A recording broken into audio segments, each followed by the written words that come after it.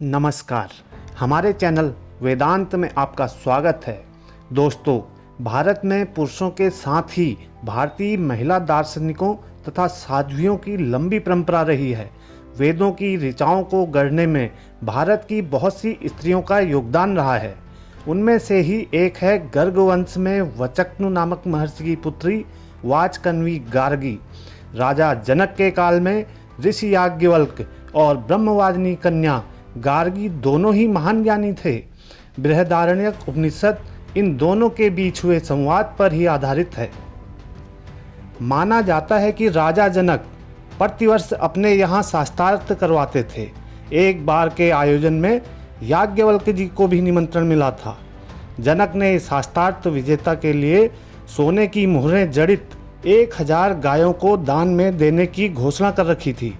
उन्होंने कहा था कि शास्त्रार्थ के लिए जो भी पधारे हैं, उनमें से जो भी श्रेष्ठ ज्ञानी विजेता बनेगा वह इन गायों को ले जा सकता है। निर्णय लेना अति दुविधाजनक था, क्योंकि अगर कोई ज्ञानी अपने को सबसे बड़ा ज्ञानी माने तो वह ज्ञानी कैसे कहलाए।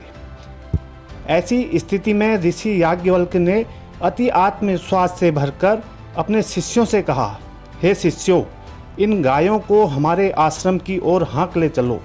इतना सुनते ही सब ऋषि याज्ञवल्क्य से शास्त्रार्थ करने लगे। याज्ञवल्क्य ने सबके प्रश्नों का यथाविधि उत्तर दिया। उस सभा में ब्रह्मवादिनी गार्गी भी बुलाई गई थी। सबके पश्चात याज्ञवल्क्य जी से शास्त्रार्थ करने वे उठी। दोनों के बीच जो शास्त्रार्थ हुआ, गार्गी ने याज्ञवल्क्य जी से कई प्रश्न किए। दोस्तों, दोनों के बीच हुए संवाद का वर्णन कुछ इस प्रकार है। याज्ञवल्क्य से शास्त्रार्थ करने के लिए गार्गी उठी और पूछा कि हे ऋषिवर, क्या आप अपने को सबसे बड़ा ज्ञानी मानते हैं, जो आपने गायों को हाँकने के लिए अपने शिष्यों को आदेश दे दिया। याज्ञवल्क्य ने कहा, माँ, मैं स्वयं को ज्ञानी नहीं मानता, परंतु इन गायों को देख मेरे मन में मोह उत्पन्न हो गया है।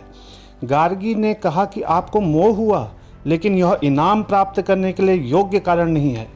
अगर सभी सभासदों की आज्ञा हो तो मैं आपसे कुछ प्रश्न पूछना चाहूँगी। अगर आप इनके संतोषजनक जवाब दे पाएँ तो इन गायों को आप निश्चित ही ले जाएं। सभी ने गार्गी को आज्ञा दे दी।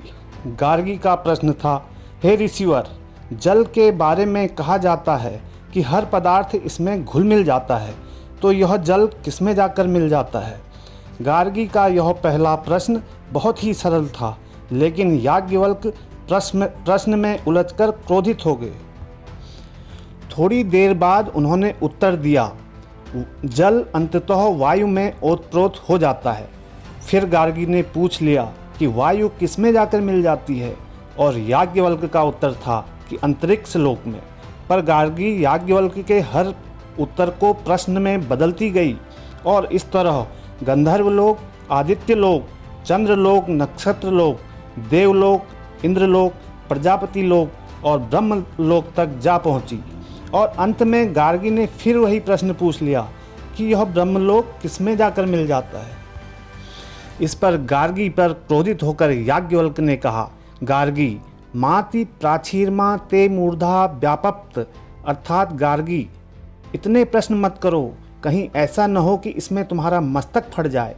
अच्छा वक्ता वही होता है जिसे पता होता है कि कब बोलना और कब चुप रहना है।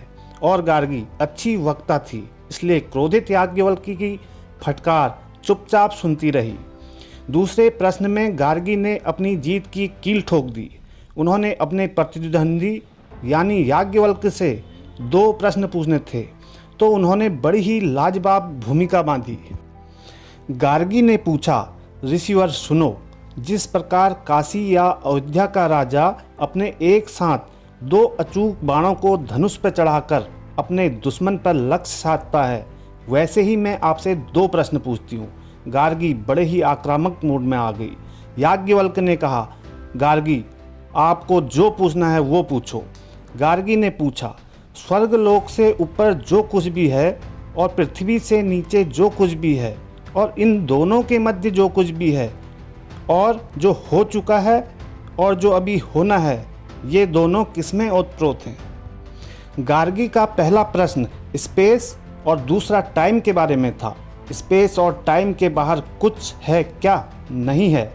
इसलिए गार्गी ने बाण की तरह पहने इन दो प्रश्नों के जरिए यह पूछ लिया कि सारा ब्रह्मांड किसके अधीन है। याज्ञवल्क्य ने कहा, एतस्य वा अक्षरस्य प्रशासने गार्गी, यानी कोई अक्षर अविनाशी तत्व है जिसके प्रशासन में, अनुशासन में सभी कुछ ओतप्रोत है। गार्गी ने पूछा कि यह सारा ब्रह्मांड किसके अधीन है, तो याज्ञवल्क्य का उत्तर था अक्षर तत्व के। इस बार याज्ञवल्क्य ने अक्षर तत्व के बारे में विस्तार से समझाया। गार्गी ने पूछा, ऐसा माना जाता है स्वयं को जानने के लिए, आत्मविद्या के लिए ब्रह्मचर्य अनिवार्य है, परंतु आप ब्रह्मचारी तो नहीं हैं। आपकी तो स्वयं दो पत्नियां हैं। ऐसे में नहीं लगता कि आप एक अनुचित उदाहरण प्रस्तुत कर रहे हैं। जवाब में याज्ञवल्क्य उत्तर देते हैं, ब्रह्मचारी कौन होता है गार्गी? गार्गी फिर पूछती है, जो परम सत्य की खोज में लीन रहे।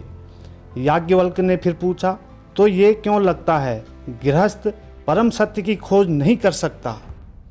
गार्गी ने उत्तर दिया, जो स्वतंत्र है वही केवल सत्य की खोज कर सकता है। विवाह तो बंधन है। इस पर याज्ञवल्क्य ने पूछा, विवाह बंधन कैसे है? तो गार्गी ने जवाब दिया, निसंदेह। याज्ञवल्क्य ने फिर पूछा, कैसे? गार्गी ने उत्तर दिया, विवाह में व्यक्ति को औरों का ध्यान रखना पड़ता है। निरंतर मन किसी न किसी चिंता में लीन रहता है और संतान होने पर उसकी चिंता अलग से होती है। ऐसे में मन सत्य को खोजने के लिए मुक्त कहाँ से है? तो निसंदेह विवाह बंधन है। याज्ञवल्क्य ने फिर पूछा, किसी की चिंता करना बंधन या प्रेम है? गार्गी ने उत्तर दिया, प्रेम भी तो बंधन है महर्षि। याज्ञवल्क्य ने कहा, प्रेम सच्चा हो तो मुक्त कर देता है। केवल जब प्रेम में स्वार्थ प्रबल होता है तो वह बंधन बन जाता है। समस्या प्रेम नहीं स्वार्थ है। इस पर गार्गी ने पूछा, क्या प्रेम सदा स्वार्थी ही होता है? तो याज्ञवल्क्य जी ने जवाब दिया, प्रेम से आशाएं जुड़ने लगती हैं, इच्छाएं जुड़ने लगती हैं, तब स्वार्थ का जन्म होता है। ऐसा प्रेम अवश्य बंधन बन जाता है। जिस प्रेम में अपेक्षाएं न हों, इच्छाएं न हों, जो प्रेम केवल देना जानता हो, वही प्रेम मुक्त करता है। गार्गी ने कहा, सुनने में तो आपके शब्द प्रभावित कर रहे हैं, परंतु क्या आप इस प्रेम का कोई उदाहरण दे सकते हैं? इस पर याज्ञवल्क्य ने कहा, नेत्र खोलो और देखो, समस्त जगत निस्वार्थ प्रेम का प्रमाण है। ये प्रकृति निस्वार्थता का सबसे महान उदाहरण है। सूर्य की किरणें, ऊष्मा, उसका प्रकाश इस पृथ्वी पर पड़ता है तो जीवन उत्पन्न होता है। ये पृथ्वी सूर्य से कुछ नहीं मांगती है, वो तो केवल सूर्य के प्रेम में खिलना जानती है। और सूर्य भी अपना इस पृथ्वी पर वर्चस्व स्थापित करने का प्रयत्न नहीं करता है, ना ही पृथ्वी से कुछ मांगता है। स्वयं को जलाकर समस्त संसार को जीवन देता है। ये निस्वार्थ प्रेम है गार्गी, प्रकृति और पुरुष की लीला और जीवन उनके सच्चे प्रेम का फल है। हम सभी उसी निस्वार्थता से, उसी प्रेम से जन्मे हैं और सत्य को खोजने में कैसी बाधा है। इन उत्तरों को सुन गार्गी पूर्णतः संतुष्ट हो जाती है और कहती है, मैं पराजय स्वीकार करती हूँ। तब याज्ञवल्क्य कहते हैं, गार्गी तुम इसी प्रकार प्रश्न पूछने से संकोच न करो, क्योंकि प्रश्न पूछे जाते हैं तो ही उत्तर सामने आते हैं, जिनसे यह संसार लाभान्वित होता है। मिलते हैं एक नई कहानी के साथ। धन्यवाद।